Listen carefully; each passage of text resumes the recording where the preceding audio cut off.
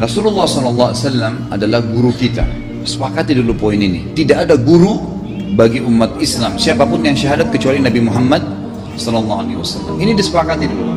Semua dai dan ulama adalah pewaris beliau, artinya harus mewariskan ilmu yang beliau ajarkan. Apa yang diajarkan itu yang disampaikan ke umat, yang tidak diajarkan mereka larang agar dikerjakan. Kan begitu mestinya. Ini kaidahnya dulu. Masalah kasus ada orang imam pimpin doa setelah sholat, jangan dibahas doanya. Doa adalah ibadah. Tapi begini, sebelum anda kerjakan satu ibadah, tanya, saya mau ziarah kubur. Jangan ziarah kubur sebelum anda tanya bagaimana Rasulullah SAW ziarah kubur, agar jangan anda buat-buat ziarah kubur itu. Adanya orang taruh kembang di kuburan, siram air, buat batu nisan, pasang lampu, baca zikir-zikir di sana karena dia mau ziarah kubur semaunya sendiri. Tidak bisa. Anda muslim, punya kiai, punya Rasulullah SAW, suri toladan kita, uswatun hasanah. Tanya Rasulullah ziarah kubur bagaimana. Rasulullah SAW dalam hadis Bukhari menziarahi kubur Baqi, datang, memberikan salam, mendoakan mereka, pulang. Nggak ada lagi yang lain. Nggak pernah Nabi SAW bawa kembang, siram kuburan karena sudah kering, padahal Madinah panas 50 derajat, pecah-pecah tanahnya. Ada istilah di Indonesia, kalau tanahnya pecah, kesian lagi diazab di bawah, kasih air, kasih kembang biar wangi, biar ditaruh kembang yang paling mahal. Kalau dia ahli maksiat tetap disiksa di bawah, gitu kan. Jadi nggak bisa itu patokannya. Mau sholat, jangan pernah sholat dulu, tanya Rasulullah sholat bagaimana, belajar 5 menit bisa. Oh rukunya begini, sujudnya begini, sama, baru Allah terima. Tujuan Nabi SAW diutus untuk apa? Untuk dicontohi, diciplak hidupnya, cara makannya, cara tidurnya, berpakaian, bahkan cara jalannya saja. Para sahabat contohnya, Nabi jalan begini. Bukankah ada hadis yang mengatakan, sahabat berkata Rasulullah SAW kalau jalan seperti orang turun dari bukit. Mereka sampai membahasakan itu. Rasulullah pernah keluar kepada kami menyisir rambutnya dengan rapi ke arah sebelah kanan belakang, ditunjukkan, gitu kan. Rasulullah SAW menyukai ini. Rasulullah SAW memakan dengan cara begini. Diajarkan kepada kita semua agar kita contohin. Yang jadi masalah bagi kita ini, kita selalu mau buat apa-apa yang tidak diperintahkan oleh Nabi SAW. Selalu alasannya baik. Sekarang kasus berdoa setelah sholat, doa adalah ibadah, nggak ada masalah doa. Tapi kalau kita mau ikat antara sebuah ibadah dengan ibadah yang lain, tanya dulu, Rasulullah pernah ikat nggak? Pernah pertemukan nggak? Ziarah kubur dengan baca Quran. Ziarah kubur ibadah, baca Quran ibadah. Pernah nggak Nabi baca Quran di kuburan? Itu tanya. Nggak ada riwayat Nabi SAW pernah baca Al-Fatihah untuk orang mati atau baca di ayat Al-Quran. Datangkan dalilnya coba. Tidak ada satu hadis pun menjelaskan masalah itu. Lalu kenapa anda buat? Oh karena saya mau buat ibadah. Baik, ibadah yang Nabi ajarin, salam, doain, selesai. Jangan lebih daripada itu. Masa anda lebih pintar dari Nabi Muhammad SAW? Habis sholat, memang paket yang Nabi tawarkan, yang beliau selalu kerjakan adalah zikir setelah sholat, dengan zikir sholat yang sudah masyhur, istighfar, kemudian baca Allahumma antas salam, sampai membaca ayat kursi, al-ikhlas, al-falaq, an-nas, baca subhanallah, alhamdulillah, Allah akbar 33 kali, sampai terakhir dibaca digenapkan la ilaha illallah wahdahu la syarika.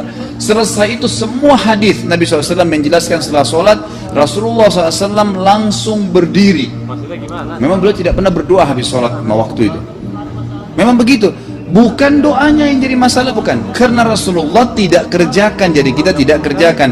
Saya tekankan dalam pengajian saya, kalau anda punya hajat berdoa, berdoalah setelah sholat ba'diyah. Insya Allah aman. Karena sudah lepas dari paket yang Nabi tentukan.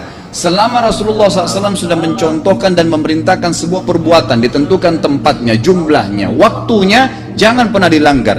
Habis sholat bacalah subhanallah 33, alhamdulillah 33, Allah akbar 33. Jangan anda bilang saya bisa baca 100. Loh, Rasulullah suruh 33 kok. Ditentukan, jangan lebih pintar. Nanti setelah sholat, jangan ikutkan dengan paket rangkaian sholat ini.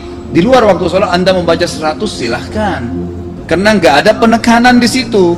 Kalau ada penekanan waktu, tempat, dan jumlah, jangan dibantah. Anda pengikut Rasulullah atau bukan, gitu kan?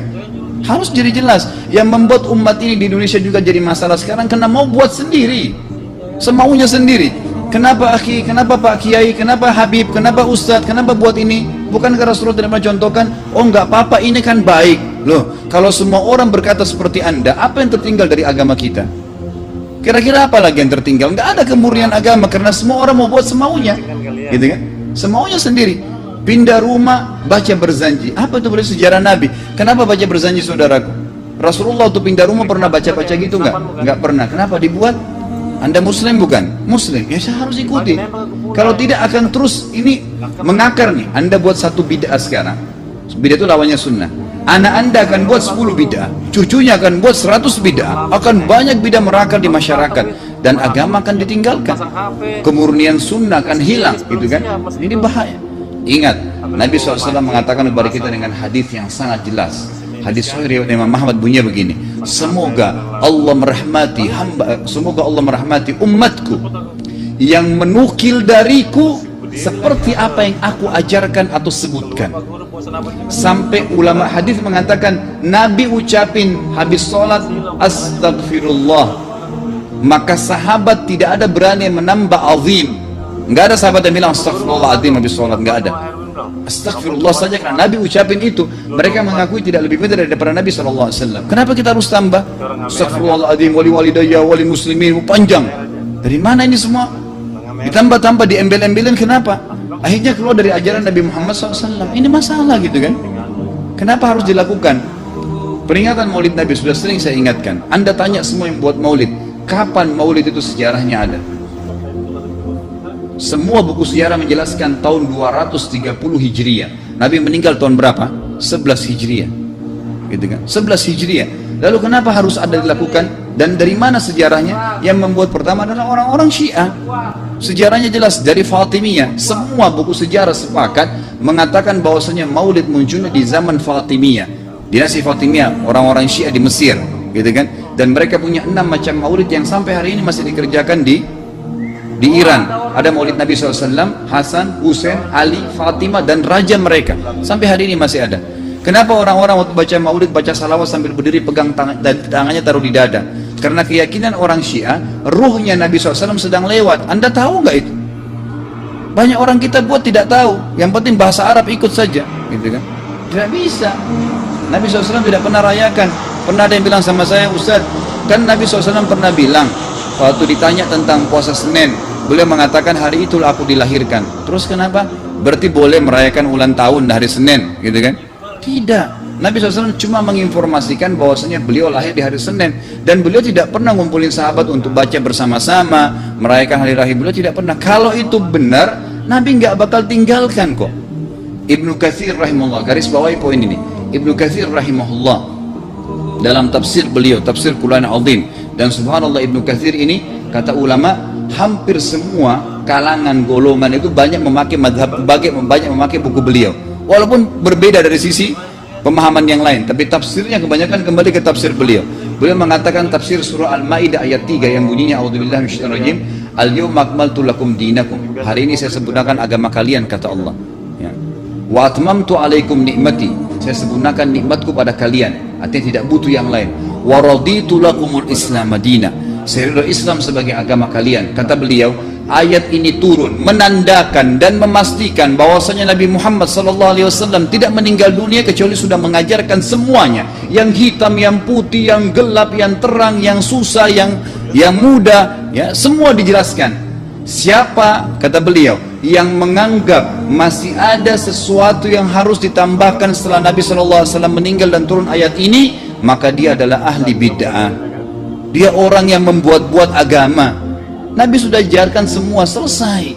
Jangan ditambah, jangan dikurangin. Kita tidak lebih pintar dari Nabi Sallallahu Alaihi Wasallam. Nabi nggak pernah rayakan hari lahirnya, jangan dirayain, selesai. Emang kenapa kalau kita nggak rayain? Kenapa? Tangan kita terputus? Enggak.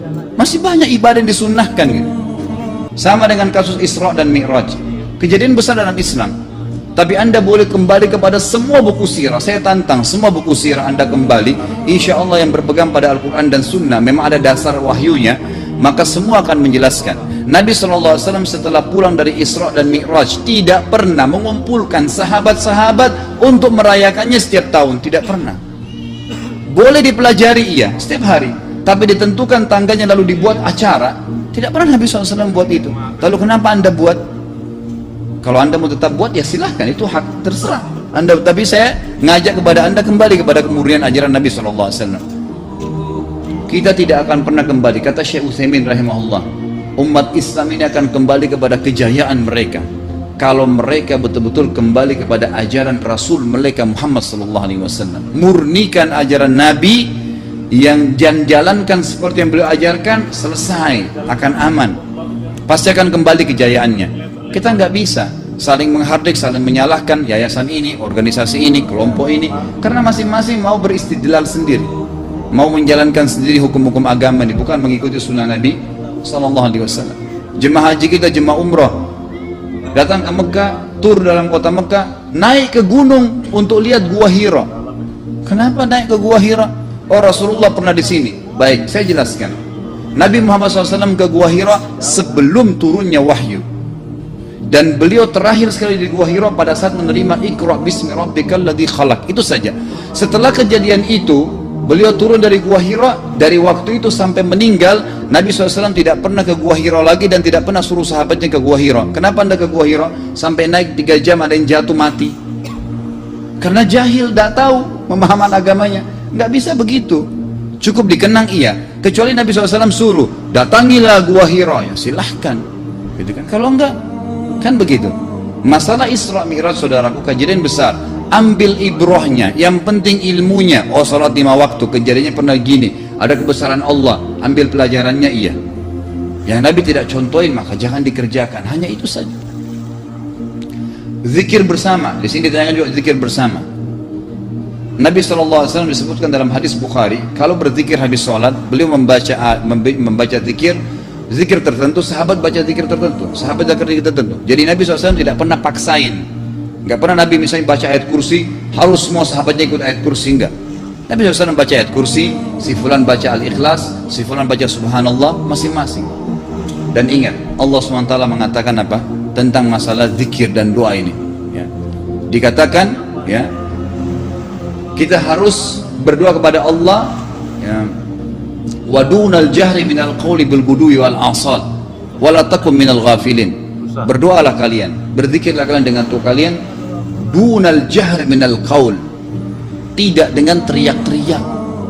Allah berfirman dunal jahr, tidak teriak-teriak, ya. Dan janganlah kalian menjadi orang-orang yang lalai. Makanya pernah ada sahabat waktu Nabi SAW berkata begini dalam hadis Bukhari juga, waktu pulang dari salah satu perjalanan, kalau kalian sedang menukik kuda, unta lagi menukik, bertakbirlah, bilang Allahu Akbar. Kalau kalian sedang turun menuruni sebuah lembah, bertasbihlah, bilang subhanallah. Ada satu sahabat Badui, orang dari padang pasir, semangat dia jalankan sunnah Nabi. Waktu kudanya lagi naik, Allahu Akbar, dengan suara keras dia teriak. Jalankan sunnah kan, tapi teriak ya. Apa yang terjadi? Nabi SAW panggil, dia ditepuk pundaknya. Nabi mengatakan, pelankan suaramu. Zat yang sedang kau panggil tidak tuli. Allahu Akbar. Cukup. Ada apa? Kecuali di medan perang lain nakutin musuh, gitu kan? Untuk apa takutin kuda sendiri? Nggak perlu, gitu kan? Jadi mengikuti sunnah Nabi dengan ilmu yang benar itu akan membawakan ketenangan hidup. Yang buat kacau kita ini jadi kacau karena mau membumbu-bumbui macam-macam ditambah-tambah.